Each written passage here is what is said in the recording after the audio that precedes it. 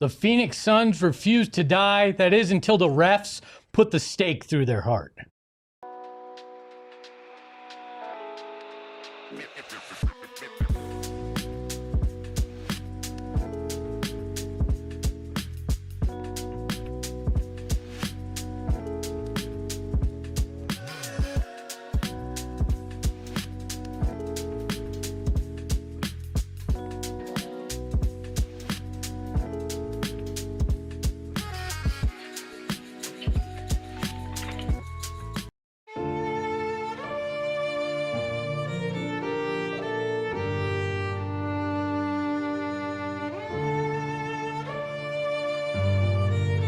Cut the music. We're not playing the sad I need angry music. I need frustrated. I need Rage Against the Machine. I need throwing these chairs.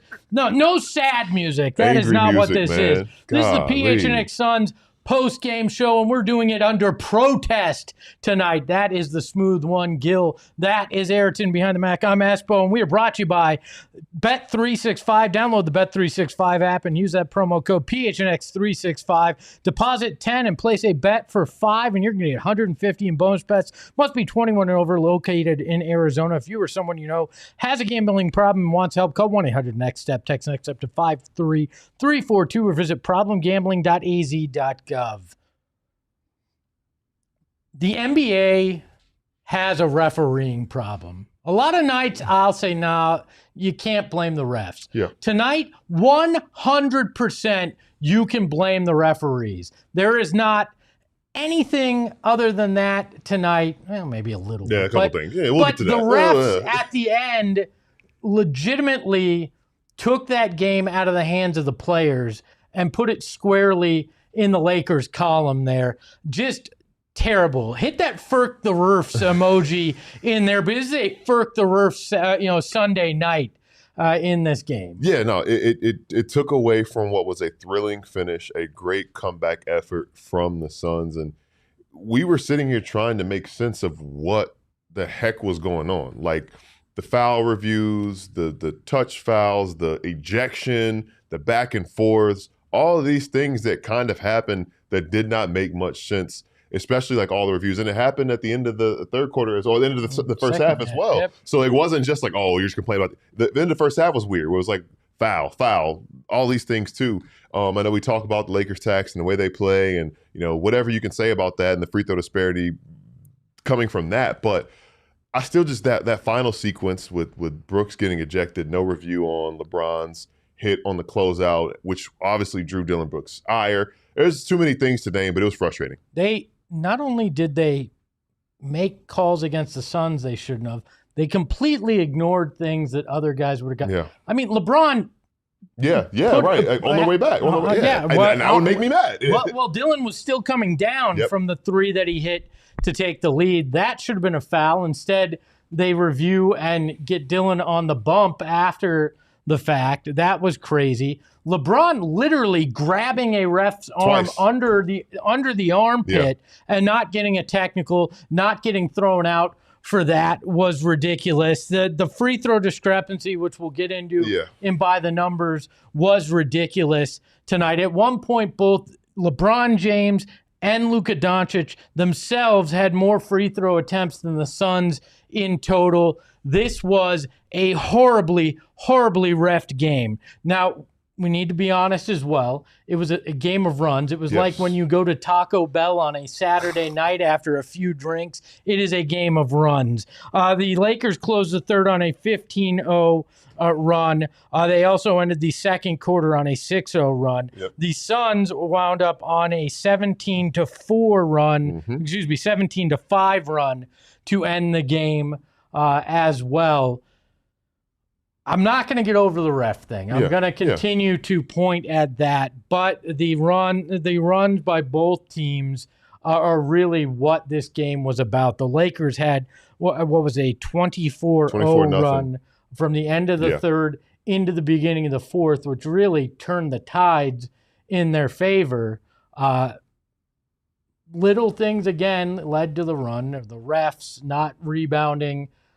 But that in and of itself, the end of the second and the end of the third were immensely frustrating. Yeah, really keying in on what happened at the end of the third going into the fourth quarter. The Suns go up 77-71 on a pair of Devin Booker free throws. And then the offense just stagnated for the next basically like 7-8 minutes of game time. And the Lakers went on that 24 run. Within that run, there was a Jackson Hayes and one dunk that was pretty impressive. That was a big momentum play. And it just was like, what's the offense going to do? Like, when you are in that type of scoring drought and it's not working for you, the shots aren't falling. They shot poorly from deep in the second half until that last stretch where they got some shots to fall. Get downhill. So we talk about those paint touches. Draw a foul, which, again, easier said than done on a night like tonight.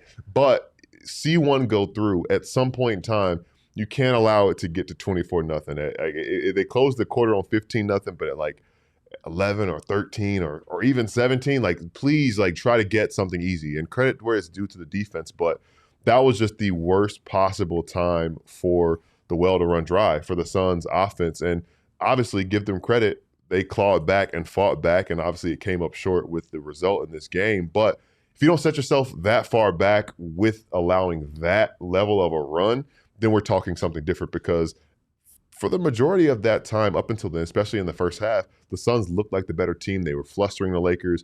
Dillon Brooks was getting under LeBron's skin. They were turning the ball over.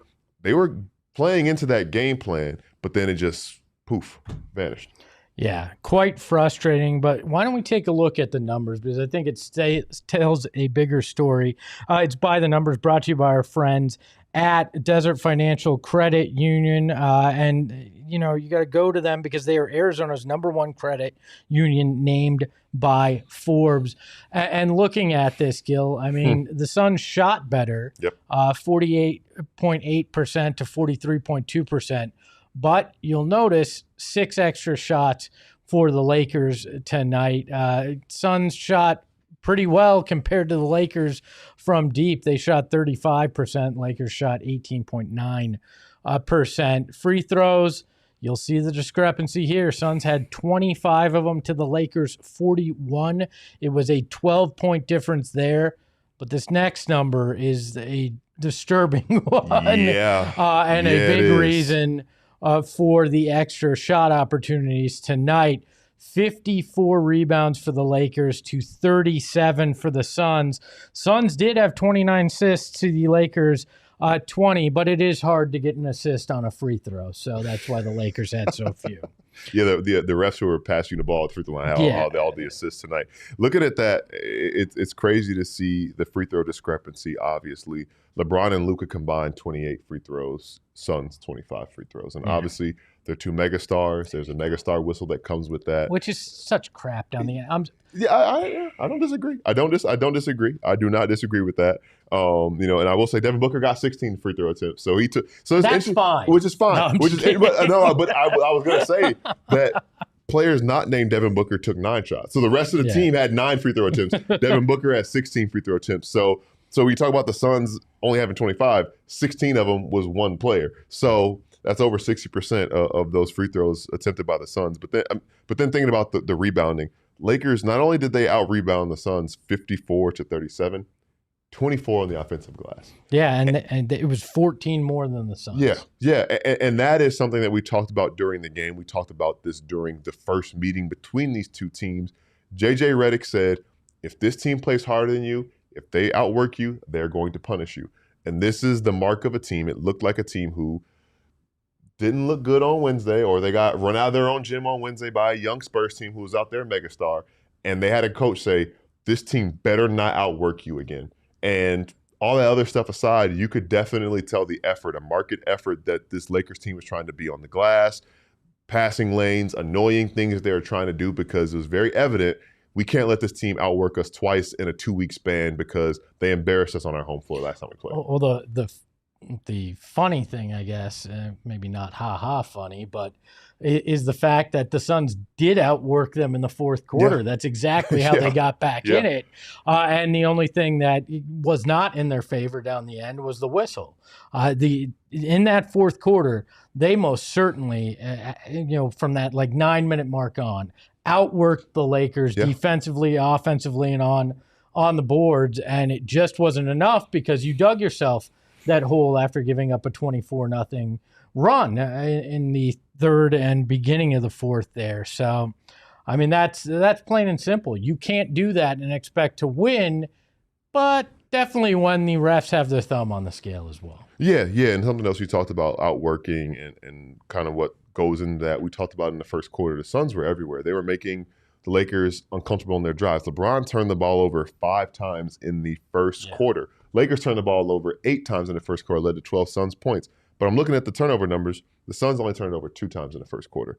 The Lakers finished the game with 22. The Suns finished the game with 20. So between the second and fourth quarter, the Suns turned the ball over 18 times, which is more than you want to have in a game. Yeah. They did that in 3 quarters. So thinking about what kind of went and got out of hand for this team and getting away from those things and who was working harder, the Lakers started playing in the passing lanes. And not that the Suns stopped doing it, but they paid a little more attention to detail, or whistle was blown. And it was a little bit harder for the Suns to play with that scrappiness that they did in the first quarter. Foul trouble for Dillon Brooks kind of throws you off and impacts the way that you defend, especially when you're a premier defender or a team's premier defender. So thinking about those numbers and how that works, it does change the mentality of how you approach things.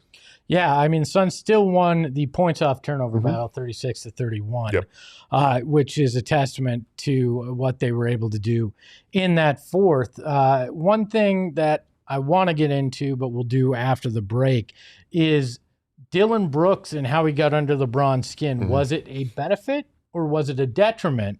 We'll talk about it right after this.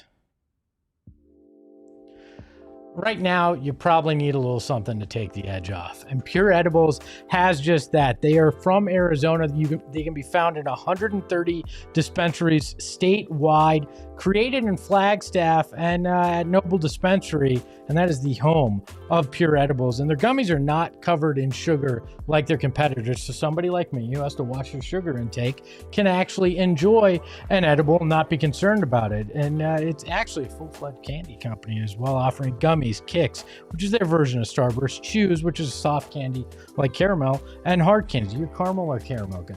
I think I say caramel. Okay, well then I said it right for you there. Pure Effects are clearly listed on each tin, so you know what to expect. So if you're kind of curious, they've got you covered. So go find yourself some Pure edible products from one of the over 130 dispensaries across Arizona and take that edge off after a loss like this, because I'm angry and I could use one right now.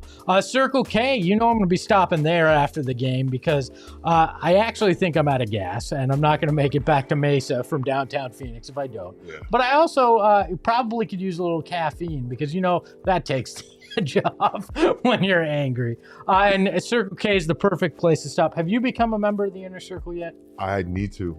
You don't have a car right now, so gas isn't huge. But I do like the gummies a lot, so I need to take advantage of that. Yeah, I'm gonna make sure you sign up after this, because if you become a member of the Inner Circle with Circle K, you're gonna save 25 cents off your first 5 per gallon, not just 25 cents off per gallon on your first 5 fills, then 3 cents off per gallon after that. Then you hit the Freckle Mamba level, you're gonna save 5 cents off per gallon. You're going to want to do that. It's super easy to sign up. So join the Inner Circle for free by downloading the Circle K app today. Terms and conditions apply like everything in life. At participating locations, visit CircleK.com for details. And I got to tell you about, I'm not making that sound because I've got to tell you about our new hats. I'm still upset about the refs, but I got to tell you about the new hats that we just released. You can see the PHNX Suns hat right there. It is fire. That is fire. But that's not the only thing. You might have one coming. Don't tell anybody I told you that. But Branded Bills, our friends over there, have released a handful of new PHNX hats as well. So head over to the store.allcitynetwork.com or go to PHNX and find the merch tab to get yours today before they run out. I mentioned it before we went to break. When you look at Dillon Brooks getting under LeBron James' skin. Yes. It's entertaining. Yes. It seemed to pay dividends early on with those turnovers, but at some point, does the scale tip the other way when you upset LeBron and he's not only complaining of the refs, but he gets locked in? Yeah, that was kind of the thing that we talked about with Dillon Brooks on a lot of different levels. Like Dillon Brooks is going to be Dillon Brooks, and you kind of have to accept the whole Dillon Brooks experience, but also harnessing that experience and understanding like, all right, if you're rage baiting LeBron James and you get him to a 6 or an 8 on the scale, I caught myself again. If you get him to a 6 or an 8 on the scale and he doesn't do too much, and it's not like to the point where like you've really poked the bear too many times and now he's mad. But I noticed at some point he's kind of was like, all right, you've done it too many times. And there was one, I think he only made 2 threes in the game, 1 3 in the game. He only made 1 3. And the 1 3 he made, he started barking toward him like, basically, you did this. And at the end of the day, LeBron's been doing this for 23 years. He doesn't really need that much external motivation. But it's kind of one of those things where it's like, look, let sleeping dogs lie. Like if he was just there, just going through the motions kind of on a night in Phoenix of a game that got added to the schedule, let him do it. But poking him a couple times, but at the same time, that's what gets Dillon going too. So it's like, man, if Dillon's going to be Dillon, the best version of himself, if he's doing that, but he's not the best version of himself if he's in foul trouble, picking up technical fouls, costing the team a point or two, and putting himself in a position where maybe you live with the second one if he doesn't pick up that first one in the first half, and it's like you got that to play with. So again, I think that you're towing the line and you got to harness it a little bit. Yeah, I go back and forth because you obviously got LeBron James rattled. And did he lock in for part of the game? Sure, but it's LeBron, so he probably would have done that regardless. But what upsets me is the fact that LeBron James, because he gets so bent out of shape, changes the dynamic of the game with the refs. The giant hissy fit he threw when he grabbed the refs, anybody else gets tossed from that game. If Dillon Brooks so much as gets that close to a ref, he's getting a technical. LeBron can legitimately grab a ref. Yeah, that was wild. And that anger that Dillon Brooks has pulled out of him at that point then starts to intimidate the refs. And that's what I hate, because I'm sorry, I don't care if you're a superstar, especially a 40-something superstar. You do not get to play by different rules. I know that that's just the way the NBA works, but it's crap. It's total crap when a guy gets to shift the entire game because, I'm mad that Dillon Brooks got me upset. Well, guess what? That's what he's there to do. And the fact that you get away with things like that is ridiculous. You should have been given a tech for that. You should have been called for punching Dillon Brooks. Okay, I won't call it a punch. For hitting Dillon Brooks as he's coming down after he hit that 3. But no, because you're LeBron James and you got angry, you get it in your favor. That's what pisses me off most, is that Dillon Brooks did his job so well that it upset LeBron so much that the refs decided, well, LeBron's upset. We gotta make sure that he's getting the calls that he wants because it's LeBron, right? Like Devin Booker complains like that, and they swing the pendulum the other way. Yeah, the one that confused me was when Dillon Brooks just kind of like accidentally hit the ball down and hit LeBron, and that was what got him. So I was like, why is he so mad? Like what? That's when he grabbed the ref. That's when he grabbed the ref the first time. Yeah, the first time. Yeah. And I was confused by that. I was just kind of like, I get like, because ultimately this is not just tonight. This is years and years and years. Basically, like if Lance Stephenson was a more impactful player for a longer period of time, we probably would have seen the same thing. It's just the fact this goes back to the Memphis Lakers playoff series or what have you.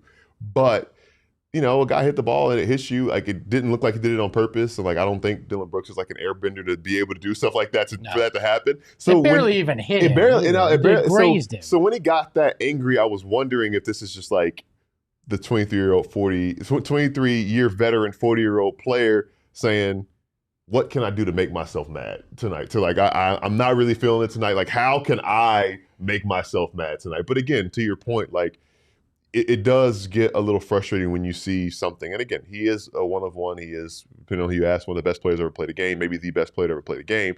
But there's certain things that no player should be able to get away with. And when you imagine any other player behaving that way or acting that way towards the officials, it's hard to imagine them not being whistled for technical fouls. For me, like, you just look at it. I'm fine if LeBron uses that and channels it into he just goes out there and crushes you.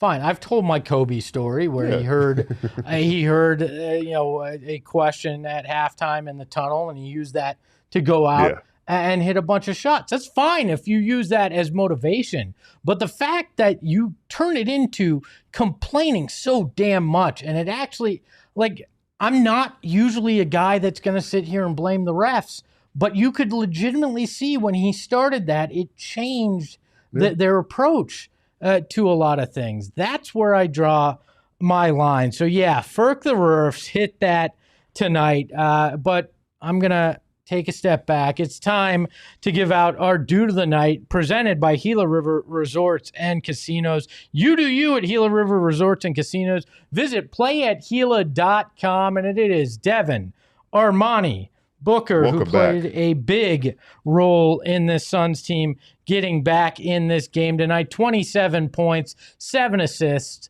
6 rebounds, and was a driving force in that fourth quarter. As you mentioned, got to the free throw line 16 times ethically, and so had a pretty good game on his way back. Not the greatest efficiency shooting wise, but wound up having a big impact on a game that almost turned in the Suns' favor. Yeah, 10 points in that fourth quarter, like you mentioned, and looking at his numbers, finished with 17 in the second half. 17 of his 27 points came in the second half.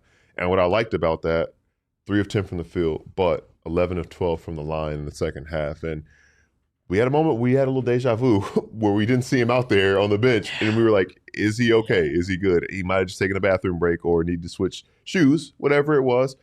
It was good to see him back out there, and it was kind of cool to see him kind of find his footing as the game went on. It had been almost 2 weeks since he last played, and the jumper, still not there, 0-5 from 3, but the fact that he's finding other ways to score, and also you can look at it another way, 7 of 12 from inside the arc. Yeah. So 7 of 12 from inside the arc, 13 of 16 from the free throw line to finish with 27 points in this game.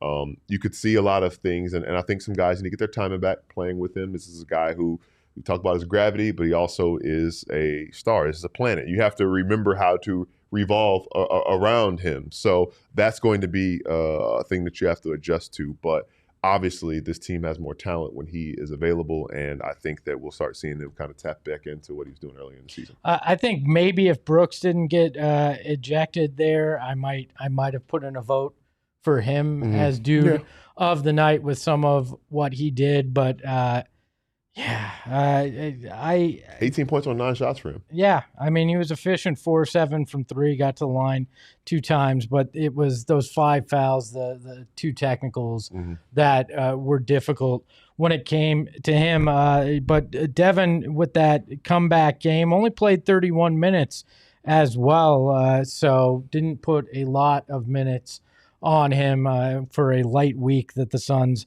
have coming up. I think Mark Williams probably should have been in the discussion as well. Mark with 20 points tonight, 6 rebounds, should have had 4 more.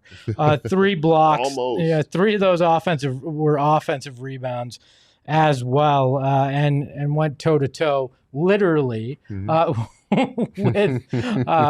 DeAndre Ayton at one point. Had some nice dunks there as well, but the glass is where not just because of my bet, but I felt overall that was where he was weakest tonight, was in the rebounding, where he did not was not as effective as he should have been. Yeah, you like more than 6 boards from your starting center, especially when they're playing 29 minutes from Mark tonight. So right about at the plan. Yeah, right about at the plan. So 29 minutes from him, 6 boards, and he had a big game last time the team was playing against the Lakers, and especially seeing the rebounding disparity in this game, would have liked to see him be the person that kind of tipped the scales back in Phoenix's favor at least a little bit. But when you talk about the good from him, the activity, what we continue to see, you mentioned those 3 blocks, running the floor, outworking his matchup at times when it was DeAndre Ayton, and just getting down the floor. And again, like you said, going face-to-face, going toe-to-toe with him, and just working. And that's what you want to see from your big man. I was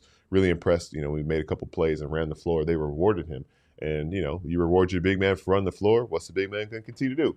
Run the floor. It's fun to dunk and run the ball and dunk. And so seeing that from him and seeing him take advantage of his athleticism, his skills, and his unique physical profile, it's been fun to see this season. Yeah, do we have the photo? I love that he went right at DeAndre Ayton after that play, got the N1, and DeAndre took exception to, I don't know, the fact that Mark boxed him out and got the board in the bucket. I don't know. This was a dumb argument, but that to me, I'm like, yeah, Mark's my guy there. Yeah, I loved it. That was another one where I was like, why is he so mad? Like, why? I asked you, and then I was like, what is he mad for? It was Mark got the rebound, finished it. He like was just worried about himself, slapped the ball himself, and I don't know if DeAndre was like, you're crowding my space, whatever. But it's like, we don't do that. I'm like, the guy got the and one. If you don't want him doing that, keep him from getting the offensive rebound. Yeah. It is what it is. Yeah, I mean, to be fair, they did stop him most of the night from the offensive boards. But I still think the refs just coming after us now. They cut the wire. They cut the wire. But I think the center position is still an area of concern. Rough Oso game. Rough Oso game.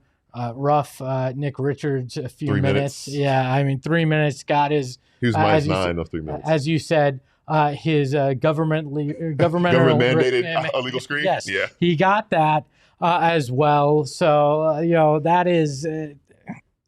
This is a position that will continue to concern me until either Kaman Malawach is ready to go or they trade for another big. Oso is good in situations, but not good every night. I don't think he can be your primary or your only backup center. And tonight you could have used that extra big that could come in and help you on the boards and be a little bit more of a force. That was a big takeaway for me, especially in those runs the Lakers had. Most of them occurred when Mark Williams wasn't on the floor. Yeah, we talked about this, and we said that there are some Oso matchups and some aren't as good for him. And I think tonight was that. I mean, he made his presence felt a little bit. He had the alley-oop where he got rim stuff, which was probably tough to have to manage. But, for him to be -6 in his 16 minutes on the floor, and Jackson Hayes kind of won that matchup. Like, he almost destroyed him. He did. And I listen, I appreciate trying to jump and make a play on the ball, but sometimes make a business decision. Sometimes you do that. And it was interesting, too, because Jackson Hayes, actually, I'm looking at 9 boards off the bench for Lakers, 3 offensive as well.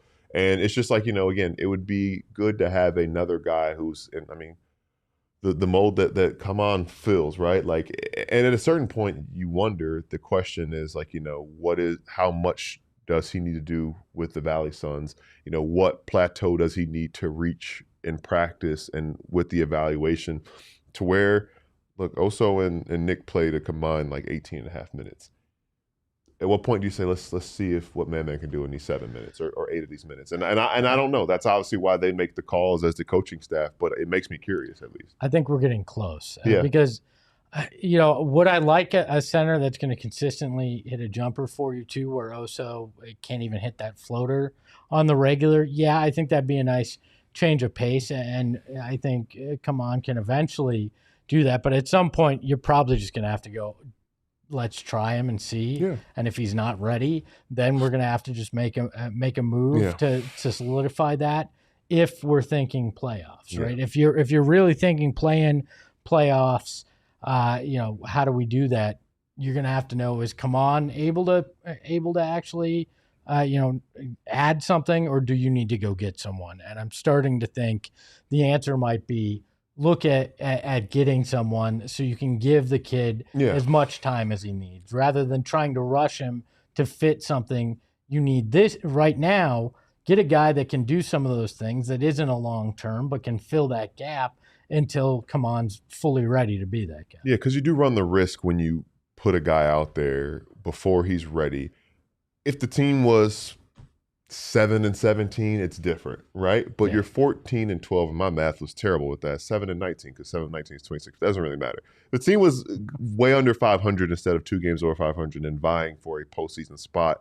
I think it would be different. But when you put a young player out there in a high leverage situation when you're playing to win, that is an easy way to break their confidence and build bad habits that stick with them longer. And you don't want to make what could be a 6 to 12 or 18-month project a 3-year project by putting a player in there before they're ready and breaking them. So I understand the balance between that. And I think basically what it comes down to is building that confidence, because we talked about it the other day when we were evaluating his Valley Suns performances, the confidence and the mental aspect of the game, especially for somebody who, it's one of those talking points that gets talk to no end, but he really did just learn how to play the game several years ago. So he is still learning how to play basketball, and he's doing it in the best basketball league in the world. So patience is really important. Yeah, I think people forget Marquise Chris, Dragan Bender, Alex, all these guys who had a lot of promise that you threw into situations,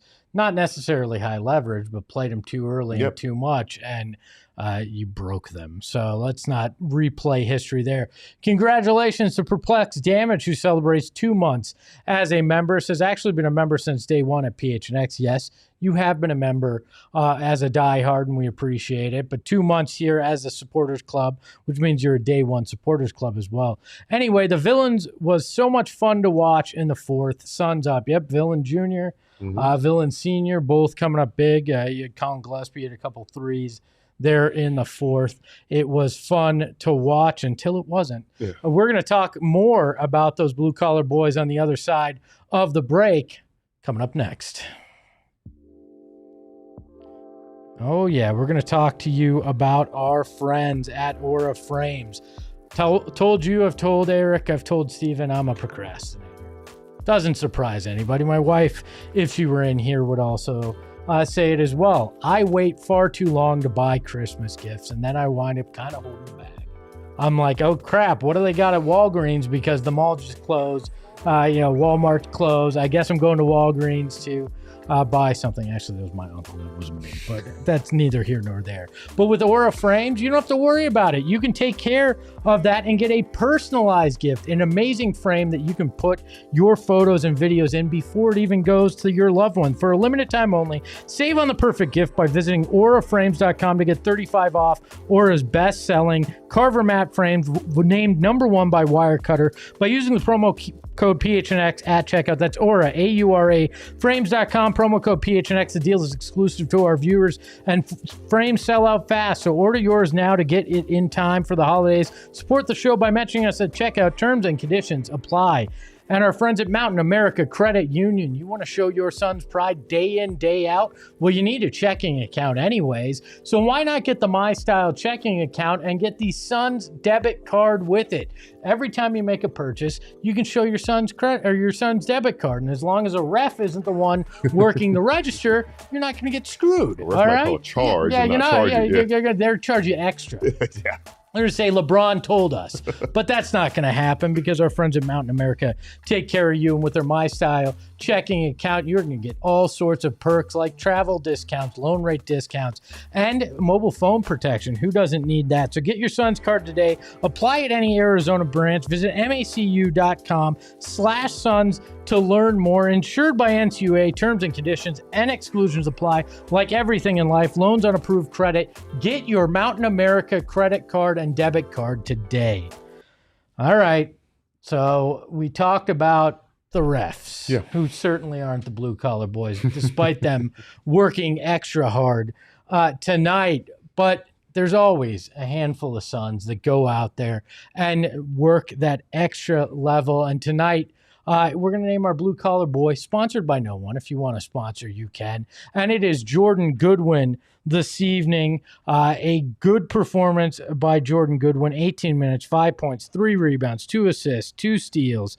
Out there hustling like usual. I love what Jordan Goodwin brings on a night in, night out basis. Yeah, no, I think back to early in the game when we talked about LeBron and Luka being uncomfortable. And again, little revenge element. Jordan Goodwin was cut by this Lakers team, or not brought back by this Lakers team, but to see him really just get under LeBron, he had a steal and got the dunk where LeBron didn't try. Then LeBron did get the chase down block later. But little things like that he did. I believe it was the touch pass off the offensive rebound that was really nifty as well. Yeah, that was super cool. So to see him, do things like that, it's kind of like, we talk like blue collarness is the fabric of this team and this team's identity and this team's culture. So when you see guys like that, it was almost kind of like a blue collar baton, because you said there's a lot of guys that did it.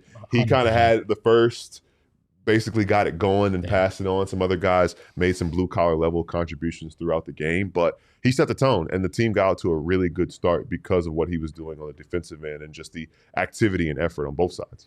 Yeah, I also want to give Ryan Dunn some love. Absolutely. Jordan Ott made what in the moment, you're like, oh, he's taking Mark Williams out and putting Ryan Dunn in here with, what was it, 20 some odd seconds left to go. And Marcus Smart decides he's going to try to play hero ball. And Ryan Dunn gets the block, which then leads to the three-pointer that puts the Suns up. Not only was that a great moment for Jordan Ott, showing the sensibility that he has and understanding how to put his defense in the right position, but that was a great play by Ryan Dunn, and one of those little things on a night where you go, oh, he was only 2 of 6 offensively, but he had that block that would have been one of the marquee moments if the end didn't play out the way it did. I got to give him some credit on that defensive end tonight. Yeah, absolutely. And, it's one of those things, sometimes the stuff doesn't show in the box score, and I think what didn't show in the box score was what he had done earlier that allowed Coach Ott to trust him in that moment to put him there. Again, I said it in the moment, what the heck is Marcus Smart doing? And you know what? Dumb, it was a very low IQ play.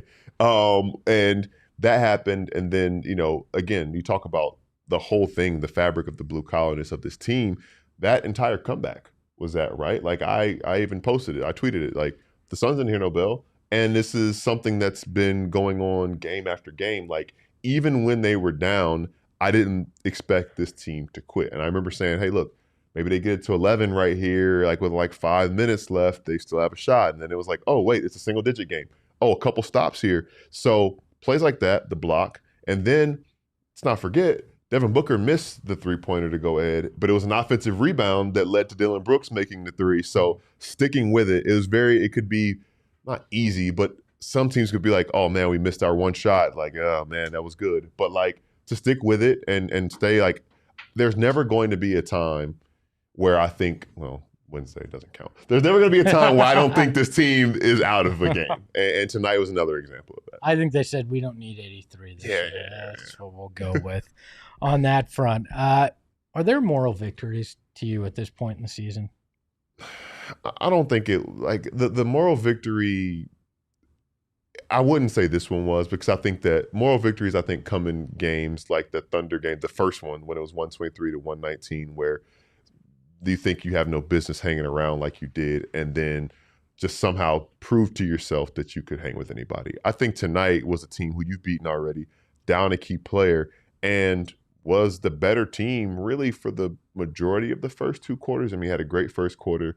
Second quarter got off the rails because you didn't close it well, didn't close the third quarter well. So I think that in this one, it's a culture effort, and that, hey, look, we're a team that never quits. Like, this is why we put ourselves right there. We have what we need in this locker room. But I think there's some frustration in that, man, like, you don't let a team go on 24-0 run. You're 15-11 right now. So I think that there's a little more of like a lesson to be taken from this loss and a reminder of what you're capable of. More of a hurt pride. Yeah, exactly. But you showed, I mean, you didn't curl up and lose, exactly. Which last year's team right. certainly would have done. Yeah, I agree with that. I don't think it's necessarily a moral victory, but I think it does prove to you yet again that you're right there in that same tier as the Lakers, that them, the Spurs, depending on the kind of night that you get them on, like you're in that range.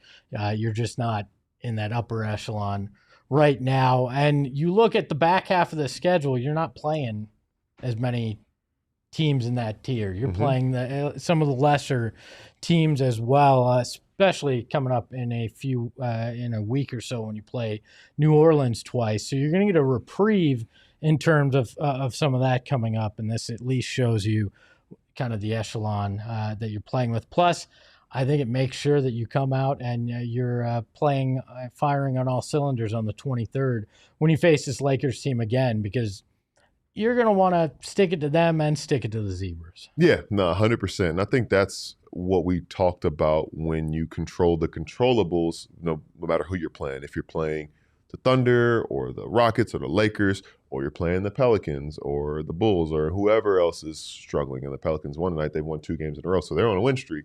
But if you are the same and you control your effort, you control your rebounding, your defense, how well you take care of the ball, everything else should take care of itself. Some nights your shot's going to be falling. Some nights the shot's not going to be there. But if you do those other things, your defense is there. You know what the brand of Suns basketball is that you bring to each of these nights. So tonight, that got away from the team in moments, and we saw the runs happen, but they responded, and Suns basketball as a whole is what we saw down the stretch and sticking with it. So again, you see this team one more time before the holiday, and like 9 days from now, you do have a pretty spaced out schedule. We know what the schedule is looking like, 2 games at the end of the week, but a lot of time, especially the good thing too, you went all out tonight. You don't play again until Thursday. Yeah. So that's 3 games in 11 days after we played. What is this? Like 9 and 10 days. Is that allowed? Apparently, you can get some rest. And, Jalen Green getting closer and closer. Yeah. By the way, it's a rough night with the refs when a Denver Nuggets fan, Patrick, shows up in our chat and says, I'm a Nuggets fan, and even I think you got screwed by the refs. You also know it was one of those kind of nights when Lakers fans feel the need to come in here and defend the refs and their team as well. No, the refs didn't do it. Yeah, sure. Well, thank you, Patrick. We appreciate your sympathy. And I'm going to tell you this before we go to a break. My head is going to explode if that last 2 minute report comes out tomorrow and they admit that they were wrong. I'm going to go on an epic rant tomorrow at 3 p.m. where I burn everything down. Isn't that the Kyle Lowry gif when he looks at the stats? That's going to be my face looking at the 2 minute report tomorrow. I hate the 2 minute report. If you're not going to do anything, you're not going to change anything, don't admit you did it wrong. Yep. This isn't a relationship where you can admit it and then you try to get better, because the refs don't try to get better. Yep. They just admit it and piss you off. Yep. That's going to make me so mad when they admit that they missed that LeBron foul after the Brooks 3. Yeah. Yeah. But I'm going to save it for tomorrow. On the other side of the break, we're going to watch some video from the locker room. We're going to catch up with Steven from the morgue. That's coming up and more right after this. Got to tell you about our friends at Bet365. Whatever the moment, it's never ordinary with them or when it comes to the Suns. So if you are one of the 90 million worldwide users, congratulations. If you're not, why aren't you? Because Bet365 is the place to be. They pioneered live in-game betting. They did. They're the place that did it, and they have some unbelievable ways to do that when it comes to NBA games. But it's not just that. Football. It's football season. We got a Monday night football game. We're going to have that before we have another Suns game. We're probably going to have some bowl games before then too. Why wouldn't you get in on their early payout offer? If your team goes up by 17 points, you're going to get an instant payout because if you bet the money line. But breaking news from Bet365, new customers now get $150 in bonus bets when they bet $5, win or lose. Sign up using that promo code PHNX365, deposit $10, place a $5 bet to get $150 in bonus bets if you win or lose. Bonus bets can be used on spreads, totals, player props, futures, and more. Whatever the moment, it's never ordinary with Bet365. Must be 21 or older. Located in Arizona. If you or someone you know has a gambling problem and wants help, call 1-800-NEXT-STEP. Text NEXT STEP to 53342. Visit problemgambling.az.gov. And Gila River Resorts and Casinos. You do you with Gila River Resorts and Casinos, because you know what? They have the best place to have a staycation, a best place to gamble, the best place for food and entertainment in the desert, and I'm including Sin City. That's right. And they've got 4 Valley locations. It looks like 5. 4 Valley locations. Vequiva, Santan Mountain, Lone Butte, and of course, Wild Horse Pass. You got to check it out. 4,500 live gaming and slots on the floor. The best sports book in Arizona. You do you at Gila River Resorts and Casinos. Visit playatgila.com for more details. Do we have some videos from the locker room coming up here? I think we're going to have Devin Booker coming up here in just a second as well. And we're going to talk to our friend Stephen Prigion-Gardner, providing the context, because he is always the context out there at the morgue. Very interested in hearing what they're going to have to say about the refs, about those runs that they gave up, and more. And why don't we take a listen to what Devin Booker had to say here in just a second. But when you look at it as a player in the locker room, Do you get extremely frustrated? Like, do you let it come out after a game like this when you're talking to the refs, especially knowing that you're going to get fined? Yeah, the find part is like, do you want your pockets to be lighter? I think that it's interesting because I feel like the most you see players willing to do that is when it's been like a consistent recurring thing of like your star player's not getting a good whistle and he's getting beat up. It results in an injury, or you've had multiple games impacted by that. I'm curious to see. I feel like this team is not really within the group to like make that the first thing they say, but I do think it's impossible to not at least consider it or acknowledge that that was something that had a hand in the way things went down the stretch. I mean, I think when I've made, what, $500 million, maybe more, as a player, I think I could take the fine if need be. You just got a nice $53,000 from the quarters at that's where you're going to spend your spend your NBA Cup money on a fine. Yeah, a little extra ref complaining money there. Well, if I'm them, if I'm Jordan Ott, if I'm Devin Booker, this is the kind of night where I do say something out of frustration, but also to make a point the next time you play the Lakers that, yeah, we saw that, we know it, and you better not do it again, especially in our building. And I think that's part of Redick complained a lot after the last Suns victory, not only about his own team, but kind of about the way a game was called as well. And I think it leads to some of that also for a game that things turn around for you also. So Ayrton, are we ready with the first Devin Booker clip? Let's hear what Devin had to say. Yeah, I mean, it's frustrating. There's still a lot of season left. We just got outworked, from beginning until the fourth quarter. So it can't be an on and off switch with us. They came in their first quarter, they won the possession game by 14 or 15 possessions, offensive rebounds. So we have to be better from the start. I mean, like we talked about, they do have to be better. It's not all the refs, because if they had taken care of business, the refs wouldn't have been able to actually have an impact like we saw in the previous LA game. What are your kind of thoughts and where Devin went with that? Yeah, I mean, the word that comes to mind again is accountability, and saying that we have to be better to start with. Don't put ourselves in that hole. Don't fall behind by 20 points. Because, I mean, honestly, you look at yourself in the mirror and say, hey, look, we are capable of outscoring a team by 21 points in the short period of time that they did. That means we can hang with them, and we shouldn't let them get ahead by 20 in the first place. So seeing that and just getting ahead of the problem before it becomes a problem, I think is great to kind of acknowledge that and be accountable about that. But then I know it is frustrating to scratch and claw only to have it kind of, I guess, ripped away from you at the end of it all.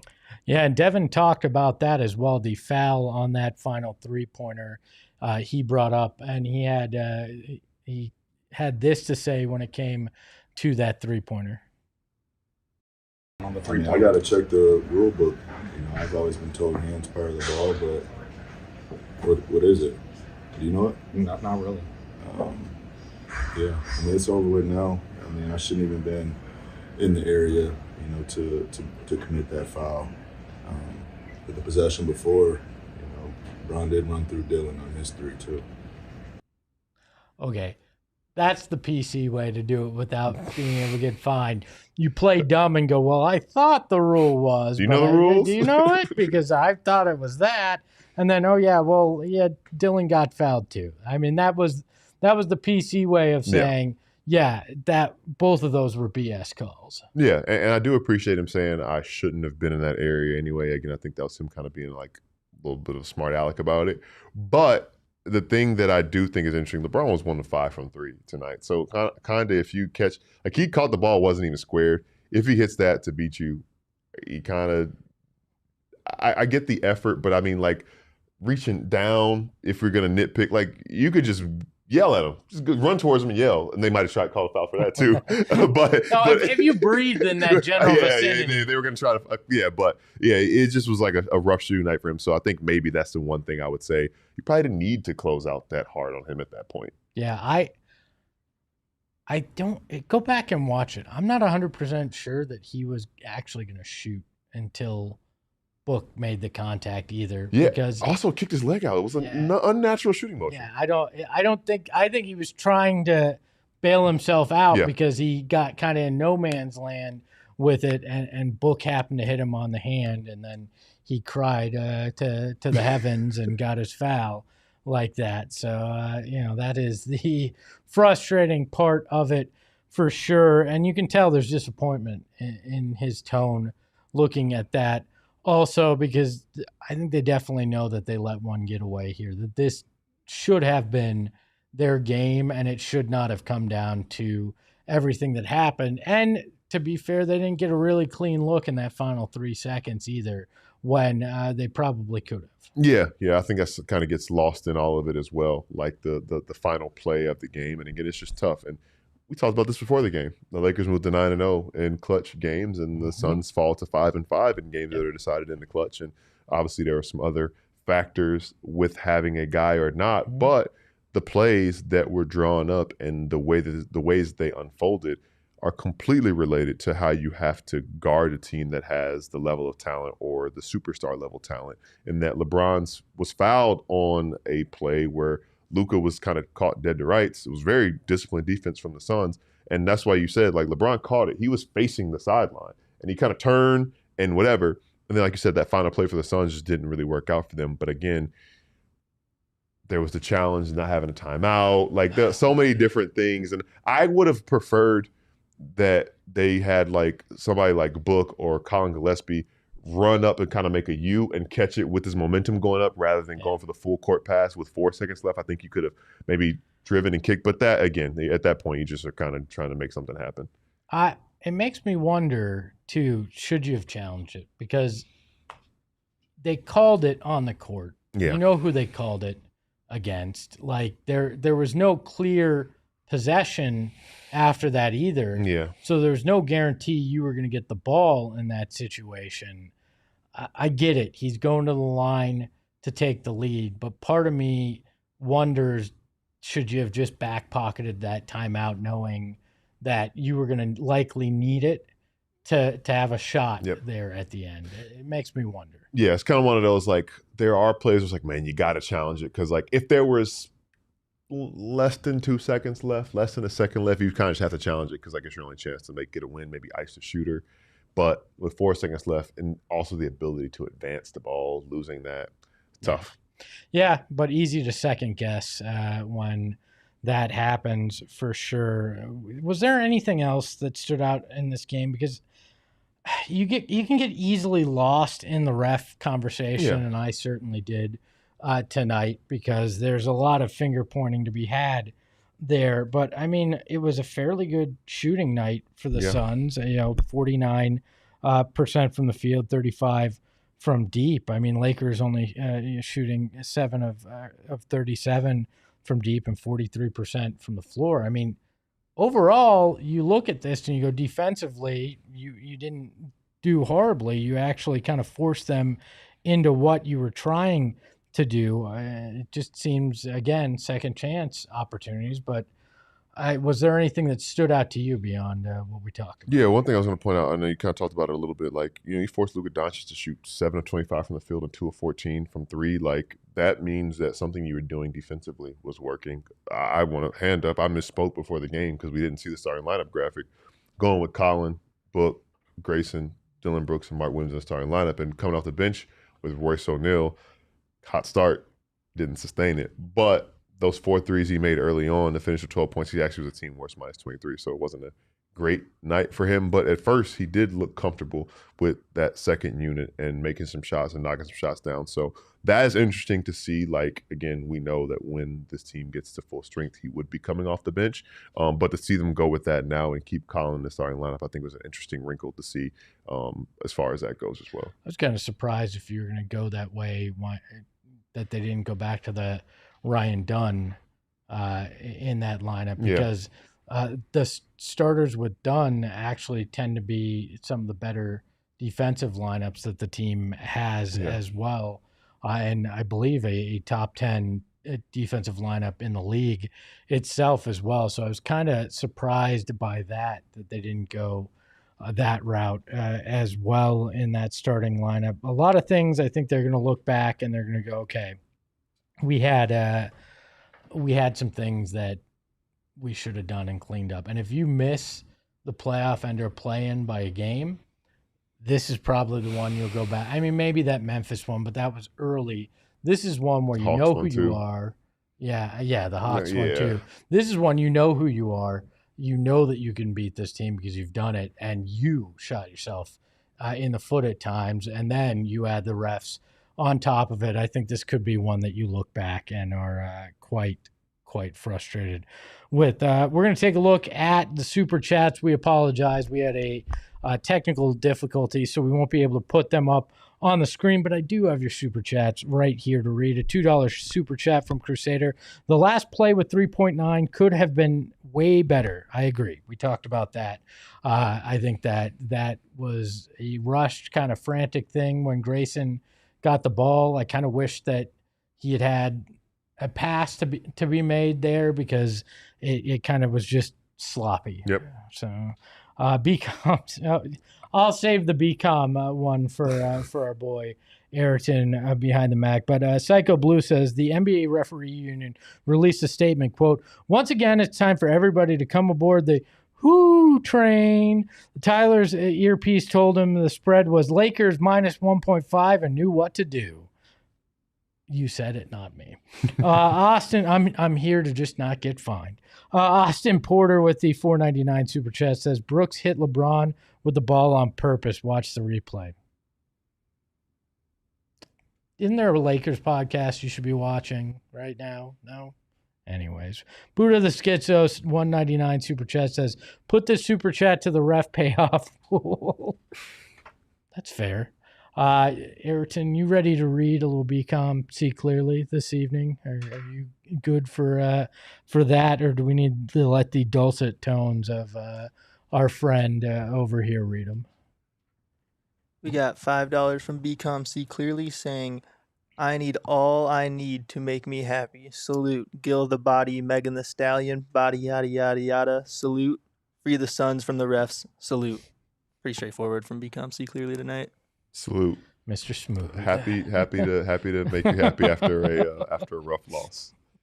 You just made BCom tonight. As we wait for Stephen Prigion Gardner from the morgue tonight, looking ahead, you've got the Golden State Warriors coming up. Steph Curry at 48 tonight, by the way. They lost. He had Phillip Rivers' age. What a deal. You look at that, you got 2 against Golden State, this Lakers team coming up again. You are 14-12 right now. We had said if you got through this gauntlet, which will end with that Lakers game, at 500, you would feel all right. Did that change for you now that we've seen what this team can be? And will they come out of this final 3-game stretch still above 500? I do think they will come out of this 5-game stretch still above 500. I think that, again, it was kind of coming into it, well, we're just happy to be here. It was a fun start to the season. It's about to get real and whatever. But we quickly realized, especially after the Timberwolves game last Monday, that, excuse me, this team can compete and hold its own. So I think that expectations have risen a little bit. I think the word that comes to mind, though, is desperation. Because when I talk about the Warriors and Steph Curry having 48 and them falling below 500 tonight, they're going to come here Thursday with a sense of desperation. And I guess desperation is making me just choked up over it. I'm getting choked up. It was actually BCom's super chat that got you all choked up, man. You're getting called the body. Man. Verklempt. But I think that the Suns team needs to have a sense of desperation, especially going into the end of this group, because it's like the playoffs, and getting a couple wins will be helpful. I actually don't mind it. Your voice got a little less sultry there. Hey, if you're in the chat, and there are like 300 of you in here right now, hit that like button. All right, we got to get that past 76. I want a 150 before we get out of here. Do it, run it up. I mean, you got to do it. Hit it like the refs hit the Suns tonight, or like Dillon Brooks got hit by LeBron. Like, hit that like button right now. If you aren't already a member, become a member of the Supporters Club like so many in the chat are. So you can get that Ferk the Roofs emoji that we've been dropping in there all night as well. And we've got one chat here says, I think they're still in that rebuild, but have made some changes in the right direction from last year, in my opinion. I think that's fair. I think we've gotten caught up in how fast they came out the gates, and how they've shown that heart and that hustle. But I do still think they're in the midst of this retool, and sometimes you got to remember that as this season ebbs and flows a bit. Yeah, and as strange as it sounds, like got to see. I would like to see them against some bad teams. Like like we know my first game doing pre and post game was the Kings, and we talked about take care of business, and are you a team that takes care of business? And there are a lot of Eastern Conference opponents waiting on the other side of this schedule. There is that doubleheader against the back-to-back against the Pelicans waiting on the other side of the holiday. And thinking about that, and like, what's this team going to look like when it's not as, man, we got to like play so like really like this level of playoff type ball to just continue to compete and contend. And you can help yourself a lot, right? If you beat these lower level teams, which is what we see, like it's kind of helped the Lakers record up to this point in the season. It's helped some of these other teams who have played softer schedules. When the Suns have a softer part of their schedule, I do think, especially what I was saying, it's so important to come out of this above 500 still. There's still probably a multi-game winning streak, probably multiple big winning streaks waiting for this team on the other side of everything. San in the chat says, is this Sabonis chatter legit? No, from what I've heard in a few conversations, that is not true. They're focused on Mark Williams, Kaman Malawach at the center position moving forward. So I don't think that there's anything in terms of that Sabonis rumor. We'll talk about it more tomorrow on the 3 p.m. show. But my guess is that is more of a previous interest and not one that is current anymore. We're going to welcome in the man, the myth, the legend, Steven here onto the program in just a second. We're going to hear what the boys in the locker room had to say about this one, as well as what Coach Ott had to say. Steven, how are you, my friend? Let's welcome you in. Obviously a rough one. Did the refs call you for a foul tonight? Honestly, I got called for like 5 or 6 myself. Was it on LeBron? You looked at LeBron too long and you got a foul? There was one on LeBron. I think there was about 3 or 4 on Luka himself. I think they called me for one on Austin Reeves too. He wasn't even playing. I got to ask you, we were watching it and trying to make sense of it. Did it make any more sense seeing it in person? Because that game, I would say it got off the rails, but that's putting it lightly. Like, what was the atmosphere like, and like trying to keep up with everything that was happening between the ref chatter, the fouls, the turnover? I don't know. It was a lot of stuff. Yeah, it was a lot. Definitely hard to keep tabs on because it was like rapid succession with one another. Just as you register one and you get a conclusion from the officials, here comes another one, and then another review, and then another one. And it was a lot. That felt like a playoff game because of so many reviews and so many challenges in that fourth quarter and the drastic swings. The run the Lakers went on in the third, obviously the one that the Suns went on late in the fourth, and all of the kind of adversity that happened in between both of those runs. That was a lot for a game that was before Christmas in December. What was the sense with Coach Ott after the game? I imagine some frustration like we're expressing here, but probably some disappointment with the performance as well. Yeah, for sure. Definitely accountability for the things that they could have and should have did a better job of managing, maintaining, and controlling. We've been hammering home the margins point all season long and even before the season. They lost the possession battle significantly tonight. All of the offensive rebounds they conceded to the Lakers, and tandem with some of the turnovers weren't really an issue tonight, but they still had a few that were kind of inopportune and untimely. So you put all of those things in tandem with the amount of fouls that they had in this game as well. That's enough to really swing the kind of the way that the game was kind of ebbing and flowing, and it just wasn't in their favor. So after laughing about the call on Devin Booker and the explanation that they got from the officials in real time, he recoursed it and brought it back to the controllables. That's not something they can control as far as some of the calls and the responses from the officials, but what they can control, offensive rebounds galore for the Lakers. It was by far the most that they've conceded to an opponent in regulation all season long, and it came just short of the 28 that they gave up to the Utah Jazz in that first matchup in Utah back in October. So the fact that they had a regular season 48-minute game that almost came even with an offensive rebound total that they gave up to an opponent that happened in an extra 5 minutes to that 48 in an overtime game, that says a lot about where this one was. What do you think actually led to those offensive rebounds tonight from what you saw on the court? We talked about it a little bit, but I'm very interested in your perspective.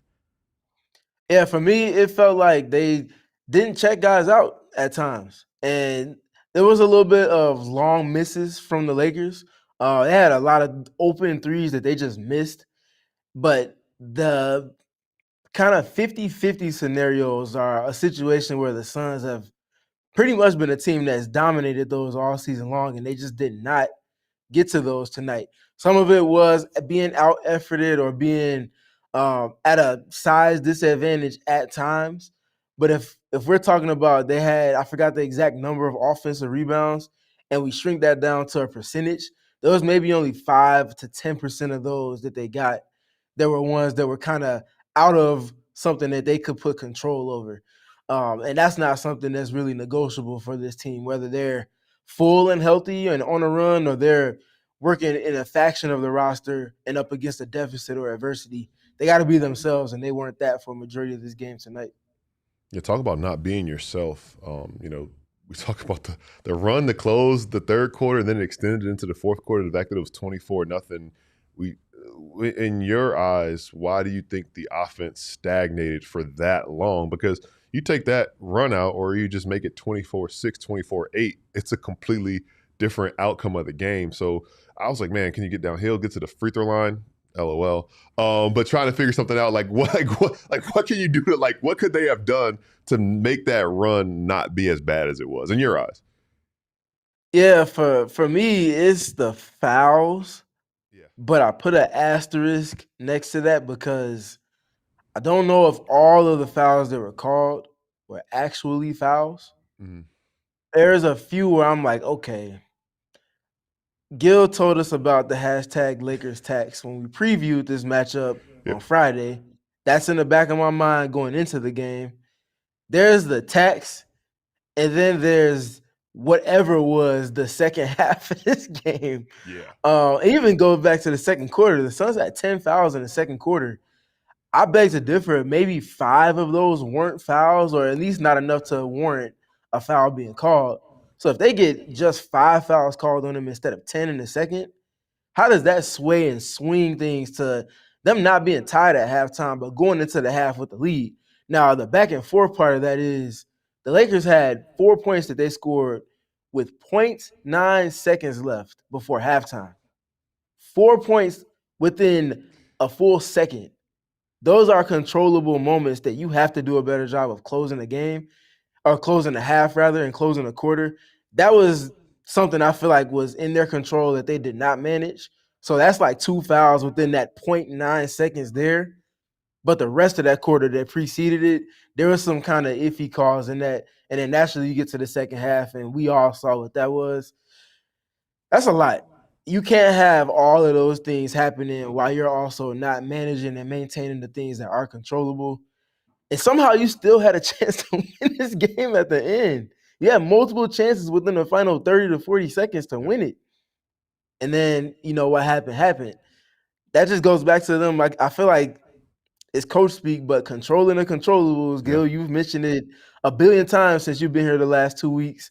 Espo, you've mentioned it. I've spoken to it I don't know how many times over last season, especially less this season, but it's come up before.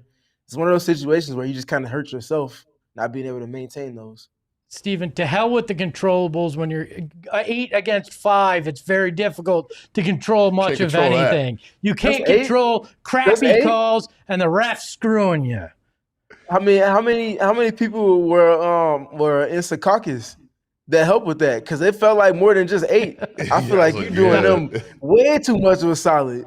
I actually found out there was no one in Secaucus tonight. That's why the reviews were so bad. There was no one. It was just the 3 refs here in Phoenix with no help, and that's why they couldn't get a review right. Like the last one where they totally missed LeBron doing that to Dillon Brooks and called Dillon Brooks for a technical. Yeah. Devin made sure to mention that as well. Mm-hmm. How he got called for the foul that he did while also holding himself accountable for not getting too close.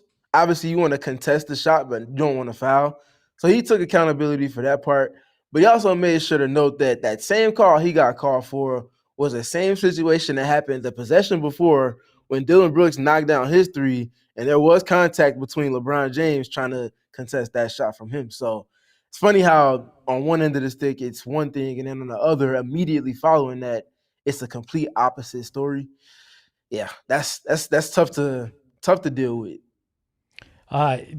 Devin asked it, is the ball part of the hand? Is the hand part of the ball? What's the rule there? Because I'm very confused as well. Listen, I'm the last person to ask. I wish I could have asked the officials that, because what I thought I understood is now complete confusion. And Devin even spoke to the hand being considered part of the ball when someone's dribbling the basketball. He said that's what he was told verbatim at multiple times before, and that his understanding was that it would be the same when it came to contesting shots. If it's not landing space and it's a follow-through that goes into someone's wrist as they contest the shot, that's not usually called. Now, I am Mr. Context, and the biggest context in the league is, first of all, that team, the purple and gold team. The second biggest context is the 2 best players on that team, Luka and LeBron. So you put that, all 3 of those contexts in one on top of that moment in the game with seconds left, you already know what time it is. Yeah, I don't know why I get so mad at it, because this has been the NBA since I was a wee little lad back in the well, we won't mention when, but a long time ago. How many generations of Lakers tax have you been privy to witness? I'm so broke because of Lakers tax. Like, I mean, it's disgusting how many generations of Lakers tax I paid for, going back to Showtime even. Yes. Yeah. That's what I was telling. I think I was telling Shane Young. I was like, man, this goes all the way back to when Magic was still he-ing and throwing no-look passes in the open floor. They've been getting them calls for I don't know how long at this point. And this is just another chronicle in that story. Yeah, one thing I was going to ask you last was when you said, Devin Booker is obviously very accountable. Was that like the air? Was there like anger in the locker room? Was everybody just kind of like, man, we shouldn't have even been in that position to begin with? Or was it like, man, refs really kind of robbed us? Could you tell? You could tell that they were annoyed by the calls and the timing at which the calls were made, but also the response or a lack of clarity provided relative to what understanding was coming into these moments, coming into the game. There was a clear air of not really understanding why said calls were being made and the explanations behind them, what they were receiving in real time before the free throws or the inbound ball to following possession. So there was clear confusion, like thought bubbles where people were looking for some type of conclusion to be made and they couldn't find one between Jordan and Devin Booker. But that also was immediately followed up with the accountability piece. And the accountability piece was probably 85% of what their responses were. But that other 15% was definitely something, 15% was definitely something that they considered in all of that as well. By the way, breaking news, just got this in. Father Time is now defeated. The refs beat him. So there you go. Anything else, Steven, from out there at the morgue?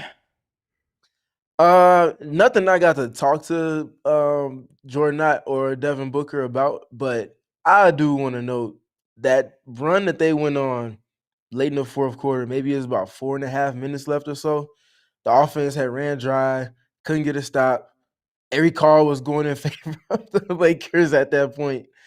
And the Suns just come out of that timeout and they get back into cross matching and doing all of the kind of nuanced things that they like to do in their defensive process to just find a spark. They come out of that timeout and Mark Williams is guarding Jake LaRavia. Grayson Allen is guarding DeAndre Ayton. And they're just switching everything and putting pressure on guys. And they're really just forcing the Lakers to think through their offense more and not necessarily get to creating an advantage. That happens. The Lakers bring in their starting unit, Rui Hachimura, and I think LeBron came into the game. And the Suns don't switch anything up. They just switch up the matchups. Mark Williams is now guarding Rui Hachimura, and it's still Grayson Allen on DeAndre Ayton. And they just chip and fight and claw their way back into it. Put together 3 stops in a row of those kills we talk about. The Lakers end up scoring or getting fouled, and then they get free throws. But the Suns continue to build momentum to give themselves that chance. That resilience that they continue to exude as a group, and even on an individual standpoint, I think is why they're going to be significantly better than some of the pundits said they would be come the end of the season when we're looking at the playoff standings.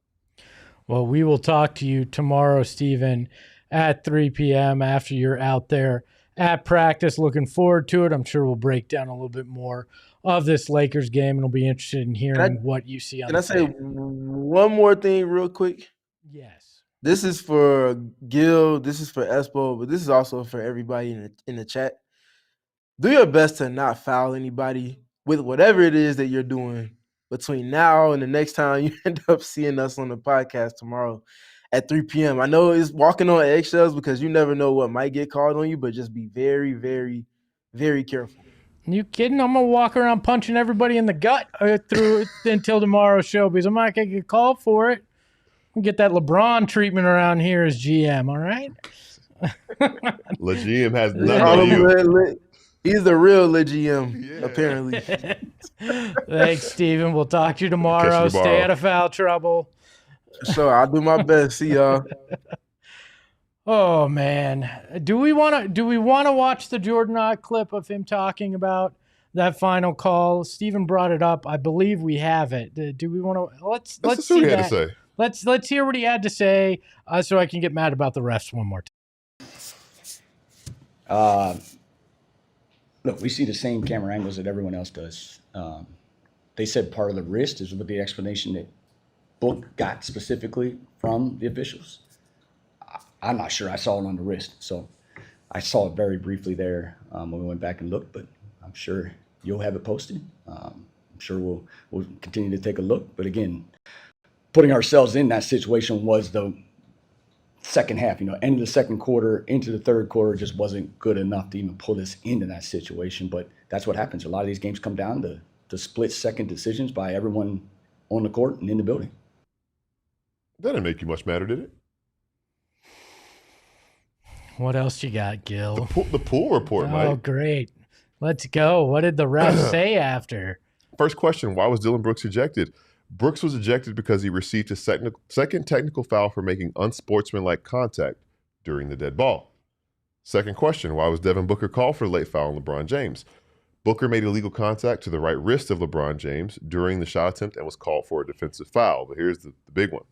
Early in the third, LeBron took issue with the call and it appeared he made contact with the referee. Was that reviewed at any point? During instant replay review, we have the ability to review all unsportsmanlike acts.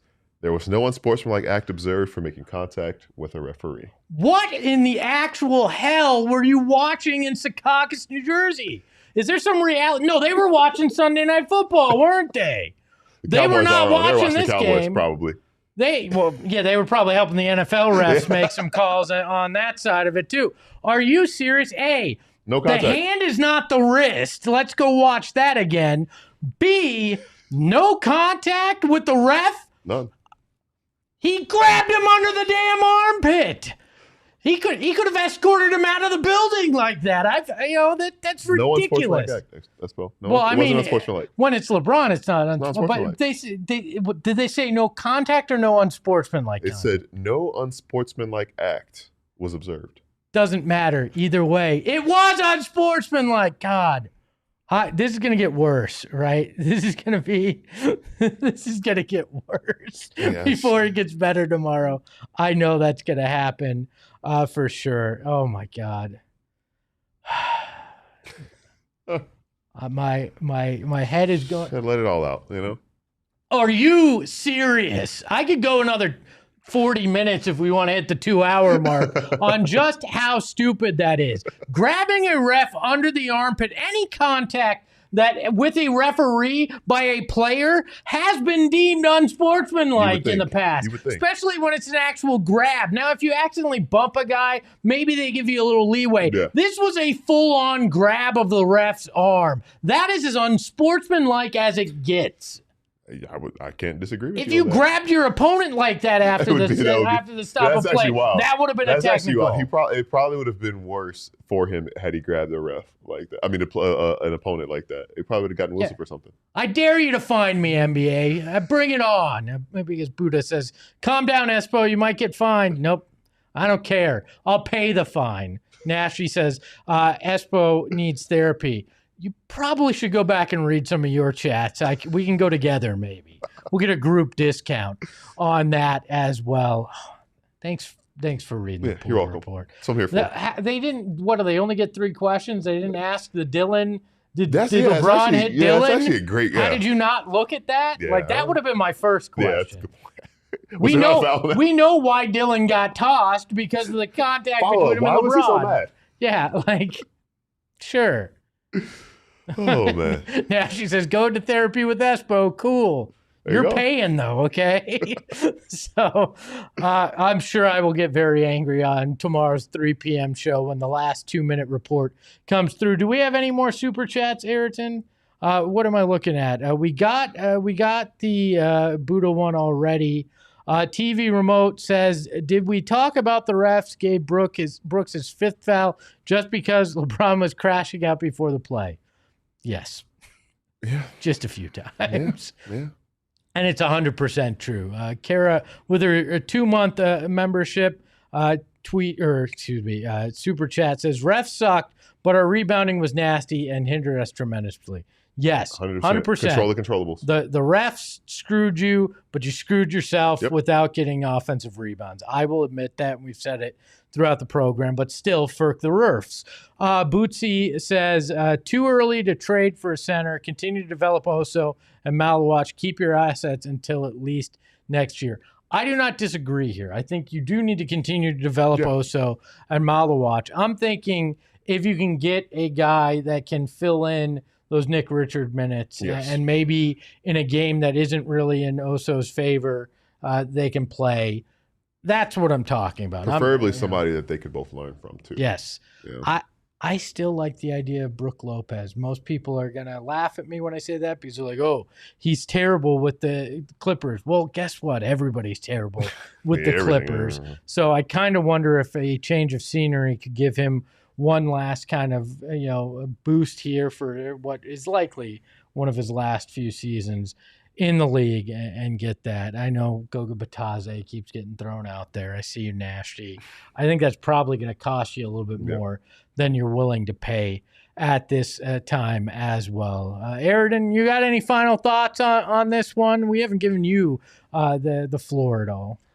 My thoughts are that this was a very fun basketball game, and this wouldn't have been as fun of a basketball game if we were watching the Suns of last year. So I said this earlier in the year, make sure the peaks are very, very high as a fan and don't let the valleys be too low. I'm going to say this. You deserve a round of applause for the Firk the Roofs emoji that you dropped in there for our supporters group. So congratulations on that. You did a great job as well. So that is another edition of the PHNX Suns post-game show in the books, brought to you by our favorite people, the refs. Do you want to get screwed? do it with the refs.